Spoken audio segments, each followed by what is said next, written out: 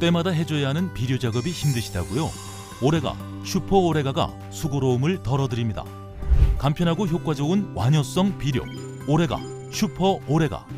한 번의 시비로 지속적으로 뿌리에 영양분을 공급하여 경제적 부담과 노동력은 낮추고 생산성은 극대화하는 완효성 비료.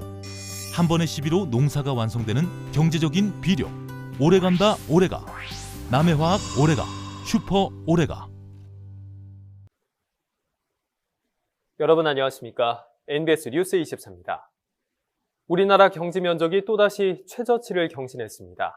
통계청의 조사에 따르면 지난해 경지 면적은 156만 헥타르대에 불과했습니다. 네, 매년 빠른 속도로 줄어드는 경지 면적에 국내 식량 안보도 우려되고 있습니다. 정부의 식량 자급률 확대 목표 달성에 빨간불이 켜졌습니다. 강창호 기자가 보도합니다.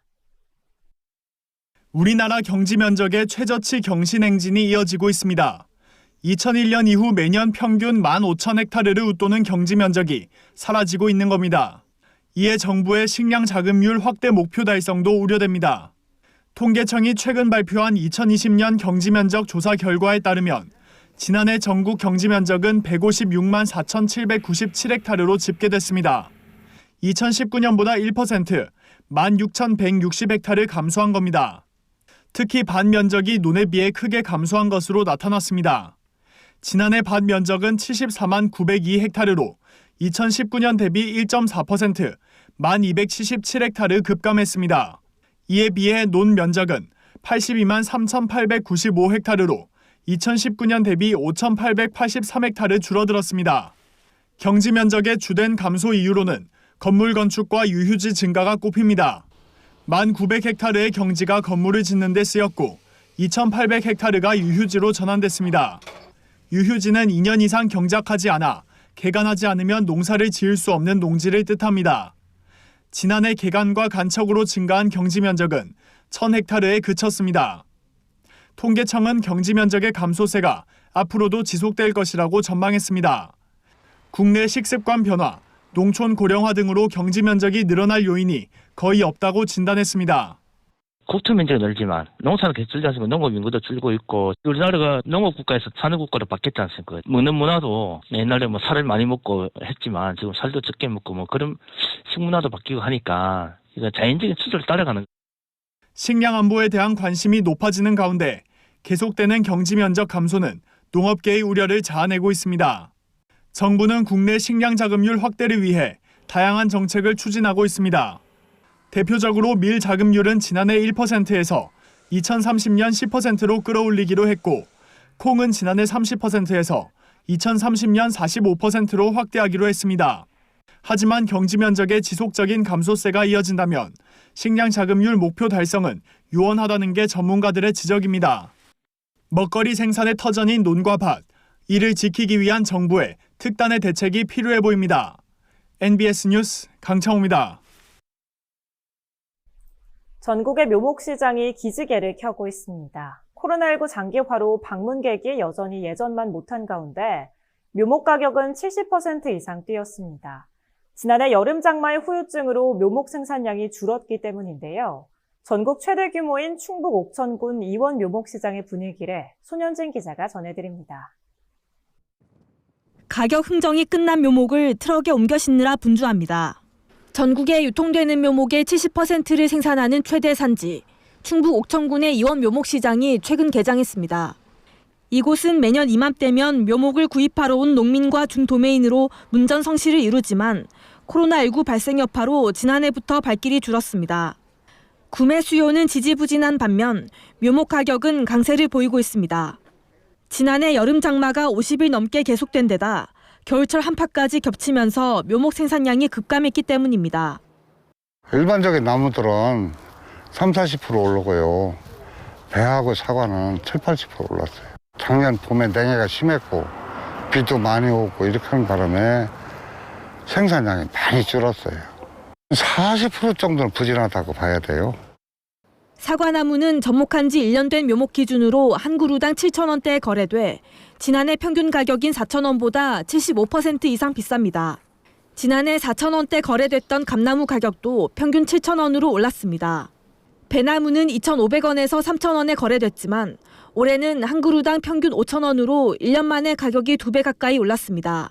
높은 묘목 가격이 가뜩이나 위축된 소비 심리를 더욱 움츠러들게 하진 않을까 묘목 농가들의 근심이 더해지고 있습니다. 작년 같은 경우 이 코로나 영향으로 봐서 매출이 약 50% 정도는 줄었다고 생각이 돼요. 과수묘목은 특히 더해요. 왜냐하면 농촌에 보면은 연로하신 분들이 많은데 현장에 많이 발길을 좀 끄는 상태예요.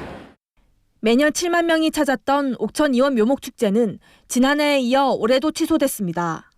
3월 말 예정된 축제를 취소하는 대신 비대면 판매를 위한 온라인 묘목 판매 행사가 3월 5일부터 한 달간 열립니다. 하지만 온라인 행사에 농가들이 거는 기대는 크지 않습니다. 소비자들의 발길을 붙잡는 현장 전시와 각종 행사가 열리지 않는 만큼 판매량 증가폭 또한 크지 않을 것으로 예상되기 때문입니다. 묘목 같은 경우에는 직접 이제 오셔가지고 상담을 해가지고서 이렇게 구매를 해야 되는데 코로나 때문에 직접 오시는 분들이 예년에 비해서 많이 줄었어요. 온라인으로 해갖고서 판매가 좀 이루어지는데 그건 극소수에 불과하다. 코로나19 장기화로 인한 피해가 누적되는 가운데 앞으로 상황이 좋아질 것이라고 낙관하기도 어려운 상황. 지난 한 해를 어렵게 버틴 묘목 농가들의 고통이 깊어지고 있습니다. MBS 뉴스 손현진입니다. 이제 보안이나 주민 안전을 위해 빠질 수 없는 것 중 하나가 CCTV죠. 하지만 농촌의 경우 인구 밀도가 적다는 이유로 설치가 미비한 곳이 많습니다. 농촌 주민들은 연령대가 높고 농번기에 집을 자주 비우는 등 여러 가지 위험 요인이 있는 만큼 촘촘한 안전망 구축이 필요한 상황입니다. 보도에 남수지 기자입니다. 전국 곳곳에서 치안, 방범 등 주민들의 안전을 책임지는 CCTV. 지난해 말 기준 서울시의 방범용 CCTV 설치 대수는 약 6만 대로 집계됐습니다. 강남구가 4,500대, 관악구는 3,200대로 한 구에만 CCTV 3,4,000대가 설치되어 있는 겁니다. 하지만 도시와 농촌을 비교해보면 편차가 매우 큰 것으로 나타났습니다. 충남 천안시의 경우 동단위 행정구역 18곳에 3,483대의 CCTV가 설치되어 있습니다. 동 한 개당 평균 194대가 설치된 셈입니다. 반면 천안시의 8개 면단위 지역은 총 723대의 CCTV가 설치되어 있는데 면 한 곳당 평균 90대 정도입니다. 동 대비 면 지역의 CCTV 설치율이 절반에 그치는 겁니다. 한 CCTV 제조 설치업체는 농촌의 인구 밀도가 낮고 지자체 예산이 부족한 것이 주 원인이라고 설명했습니다. 농촌에서는 아무래도 지자체의 CCTV 설치율이 높지가 않습니다. 상권이나 생활 기반 인프라가 집중이 되어 있고 인구수가 차이가 나다 보니까 각 지자체의 예산에 따라서 CCTV의 수량이 좀 다를 수가 있습니다. 도시에 비해 턱없이 느슨한 농촌의 안전망은 곳곳을 위협하고 있습니다. 충북지방경찰청에 따르면 도내 스쿨존은 모두 735곳. 하지만 CCTV는 23대뿐입니다. 설치율로 따지면 3.1%에 불과합니다. 이마저도 청주 시내에 집중되어 있는 실정입니다. 농촌 지역은 인구가 적고 주민의 고령화 등으로 범죄 발생 시 신속하고 적절한 대처가 어려운 상황. 농번기에는 집을 비우는 일이 잦아 방범의 사각지대로 내몰리기도 합니다. 이뿐만 아니라 도시와 다르게 농촌 지역은 CCTV를 설치한 후 통합 관제센터가 아닌 마을 내부에서 CCTV를 사후 관리하는 경우도 많습니다. 자칫하단 관리 소홀로 이어질 수 있는 만큼 CCTV 설치 이후에도 지자체의 면밀한 관리가 필요하다는 목소리가 나옵니다.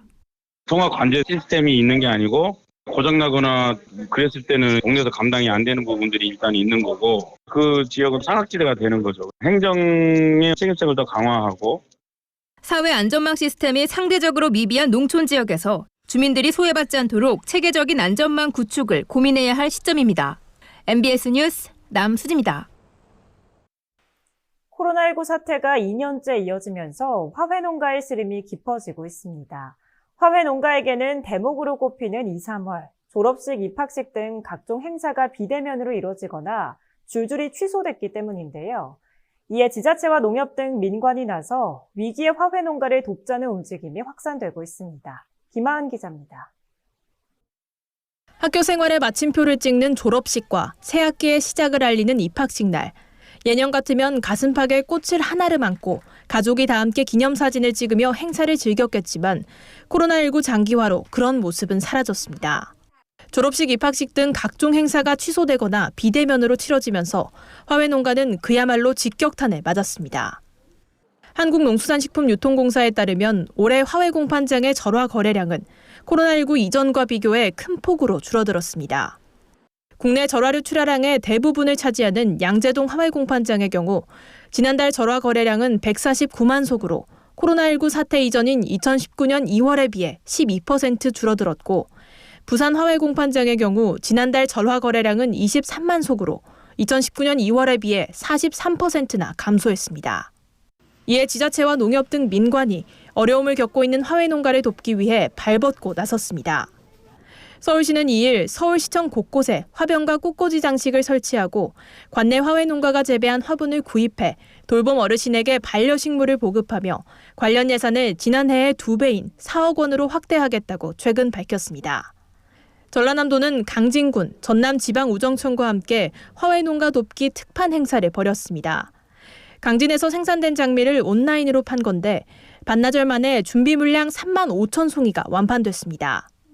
장미 10송이가 11,900원으로 시중가보다 저렴하게 판매된 데다 소비자들이 화훼 농가 돕기 취지에 적극 공감하며 나타난 결과입니다. 농가의 어려움을 덜어드리기 위해서 전라남도 갖고 있는 온라인 쇼핑몰인 남도장터를 통해서요. 화훼뿐만 아니라 봄에 나오는 그런 농산물이라든지 지역에서 이렇게 과잉 생산되는 마늘, 양파가 있다면은 농가를 돕는 온라인 특판 행사를 계속 해나갈 계획으로 있습니다. 농협도 화훼 농가 돕기에 팔을 걷어붙였습니다.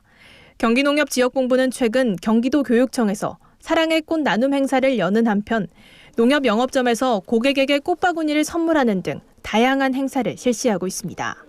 코로나19로 큰 어려움을 겪고 있는 화훼 농가를 돕기 위해서 행사를 준비하게 되었습니다. 경기도 내 모든 금융점포가 화훼 소비 촉진 행사에 적극적으로 동참하고 있으며 앞으로도 지속적으로 관심을 갖고 지자체와 농협이 추진하는 화훼 농가와 소비자 간 거리 좁히기가 소비 침체를 겪는 화훼 농가에 숨통을 틔워줄 것으로 기대됩니다. MBS 뉴스 김하은입니다.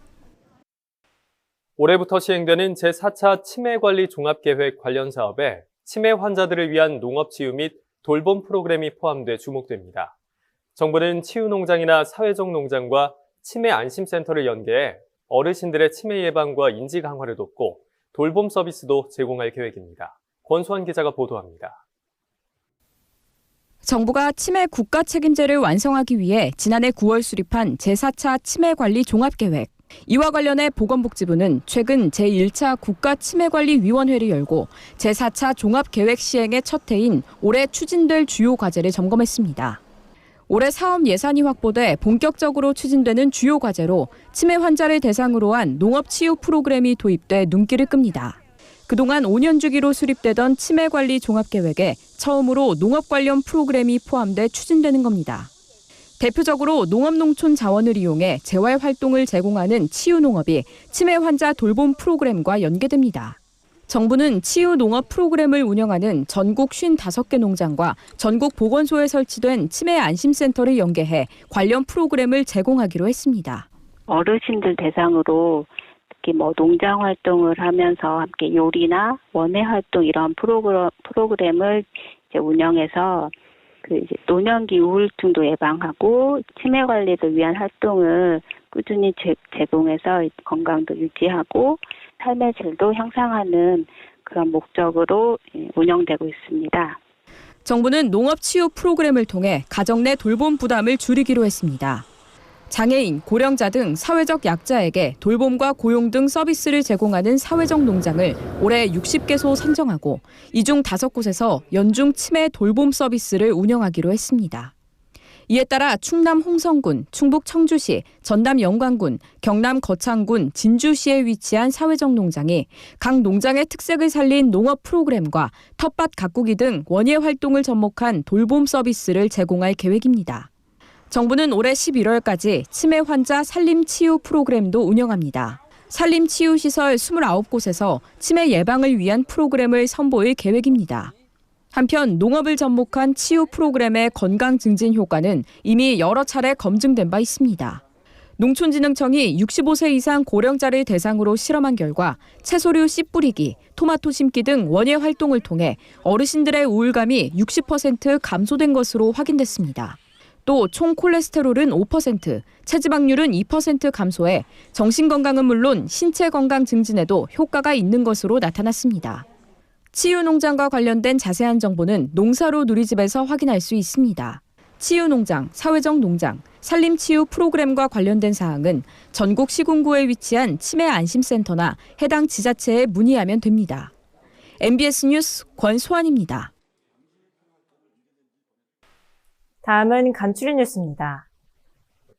경기도가 조류 인플루엔자 AI 예방 등 가금류 면역력 상승을 위해 분말 유용 미생물 잘크미 유산균 공급에 나섭니다. 경기도 동물위생시험소가 자체 개발한 잘크미 유산균은 유산균을 분말 형태로 만든 유용 미생물 제제입니다. 보관과 사용이 액상 제제보다 편리하고 생산성 향상 등 농가 만족도가 높아 공급받기를 희망하는 농가들이 매년 늘고 있습니다. 도는 고병원성 AI 발생 농가와 영세한 소규모 가금 농가를 중심으로 200개 농가에 70톤의 제품을 공급할 예정입니다. 충청북도가 주민 스스로 사업을 결정하고 시행하는 주민주도형 사업인 행복마을 사업을 본격 추진합니다. 행복마을 사업은 제천, 보은, 옥천 등 7개 시군이 선정한 20개 마을을 대상으로 합니다. 마을별로 500만 원을 지원해 꽃길 조성, 소규모 환경정비 사업 등을 추진한 뒤 성과를 평가하고 최대 3천만 원의 예산을 추가 지원할 예정입니다. 도 관계자는 행복마을 사업에 대해 주민 스스로 마을을 가꾸면서 공동체 의식을 회복하고 마을에 활력을 불어넣는 뜻깊은 사업이라고 설명했습니다. 한국농수산대학과 농촌진흥청은 최근 청년 농업인들의 창업과 영농정착 지원을 위한 업무 협약을 체결했습니다. 이에 따라 양 기관은 영농정착 지원을 위한 종합정보제공 플랫폼 구축과 교육 컨설팅 프로그램을 개발하는 데 상호 협력할 예정입니다. 특히 탄소 중립 및 디지털 전환 시대에 맞는 미래 청년 농업인 육성을 위해 기후변화 대응 및 디지털 정보 수집 활용 분야 협력을 적극 추진할 예정입니다. 이번 협약을 통해 청년 농업인들이 전문성을 갖춘 미래 인재로 성장하는 데 기여할 수 있을 것으로 기대됩니다. 한국농수산식품유통공사 AT는 디지털 뉴딜 핵심 프로젝트인 데이터댐의 일환으로 구축한 농식품 빅데이터 플랫폼을 정식 개시했습니다. AT는 최근 농산업계 유관기관과 거래소 구축에 참여한 14개 민간기업 관계자, 농식품 데이터 거래에 관심 있는 시민 등을 온라인으로 초청해 실시간으로 개소식을 가졌습니다. 이원기 AT 디지털 혁신단장은 농식품 빅데이터 거래소에는 5개 분야, 188종의 데이터가 유통되며 전국 도매시장 가격 비교와 품목별 출하지 추천, 농산물 물류 정보 서비스 등 거래소만의 고유한 정보 분석 서비스를 제공한다고 설명했습니다. 다음은 농민신문사에서 발행하는 4대 월간지를 소개하는 시간입니다. 봄 소식이 가득한 2021년 3월호의 주요 기사들 함께 살펴보겠습니다. 먼저 종합생활정보지 전원생활에서는 봄이 오는 소리라는 주제로 특집 기사가 실렸습니다. 코로나19로 외부 활동이 줄면서 그 어느 때보다 자연의 위로가 가득한 봄이 기다려지는데요. 꽃이나 열매로 옷감을 물들이는 천연 염색부터 농협 종묘센터에서 출하를 기다리는 싱그러운 모종들까지 우리 곁으로 성큼 다가선 봄을 지면으로 먼저 만나봅니다. 다음은 창간 60주년을 맞은 전원생활의 특별기획 향촌 별곡입니다. 앞으로 12월호까지 총 10곳의 농촌마을을 선정해 농촌의 삶과 역사를 돌아보는 시간을 갖습니다. 첫 순서로 선정된 전남 고흥군의 동정마을은 무려 1923년부터 파인애플과 참다래 등을 경작해 왔는데요. 대대손손 털을 갖고 온 부지런한 농부들의 이야기 전원생활 3월호에서 만나보실 수 있습니다. 이번에는 어린이들의 꿈과 지혜를 키워주는 어린이 동산입니다. 새학기에는 무엇보다 좋은 습관을 들이는 게 중요한데요. 러시아의 대문호 톨스토이와 김연아 선수, 조수미 성악가 등 놀라운 업적을 이룬 위인들이 어린이들의 멘토로 나섭니다. 기본기를 제대로 쌓기 위해 멘토들은 어떤 습관을 길렀을까요? 어린이 동산 3월호에서 자세히 알려드립니다. 역사문화 보물찾기 코너에서는 인증샷 이벤트를 진행합니다. 임진왜란 때 육상전투에서 최초로 승리를 거둔 곳이 바로 경남 진주죠. 진주대첩을 승리로 이끈 김시민 장군과 외장을 안고 남강에 뛰어든 의료운 기생 논개 등 꼭 알아야 할 역사 이야기를 돌아봅니다. 페이지 곳곳에 숨어있는 보물도 찾아보며 자녀들과 뜻깊은 시간을 가져봐도 좋겠습니다. 다음은 농업경영 전문지 디지털 농업입니다. 기후변화의 원인이 되는 온실가스 저감을 위해서 탄소 제로화가 뜨거운 이슈로 떠올랐는데요. 우리나라도 저탄소 농업으로의 전환이 필요한 상황입니다. 국내 저탄소 농업 현황과 지원 정책, 그리고 저탄소 농업 확대를 위한 당면 과제를 짚어봅니다. 선도농가 따라잡기 코너에서는 경기 파주시 사막산 자락에서 약용버섯을 재배하는 정향원 씨를 만나봤습니다. 원목을 공중에 매단 4단 균상 재배와 함께 배지 오염률을 낮추면서 상황버섯의 생산성과 품질을 크게 높였는데요. 베테랑 농부인 정향원 대표에게 듣는 생생한 성공 노하우, 디지털 농업 3월호에서 자세하게 알려드립니다. 다음은 축산 전문지 월간 축산입니다. 코로나19 발생이 지속됨에 따라 구입과 조리가 간편한 달걀 소비가 증가할 것으로 전망되고 있는데요. 이 때문에 축산물 위생과 안전에 소비자들의 관심이 높아졌습니다. 친환경 달걀 생산 및 유통의 롤모델로 손꼽히는 농가 사례와 우리가 몰랐던 달걀에 대한 다양한 이야기를 전합니다. 농번기, 농한기 구분 없이 1년 내내 바쁜 농촌은 365일 안전을 1순위로 두고 농작업에 임해야 합니다. 특히 고령화가 가속화하면서 농작업 사고가 급증하고 있어 각별한 주의가 필요한데요. 매달 주의해야 할 농업 안전 지침부터 생활 속 예방법과 대처 방법까지 월간 축산 3월호에서 자세하게 짚어드립니다. 지금까지 농민신문사에서 발행하는 4대 월간지 읽어보기였습니다. 저희가 준비한 소식은 여기까지입니다. NBS 뉴스 24 마칩니다. 함께해 주신 여러분 고맙습니다.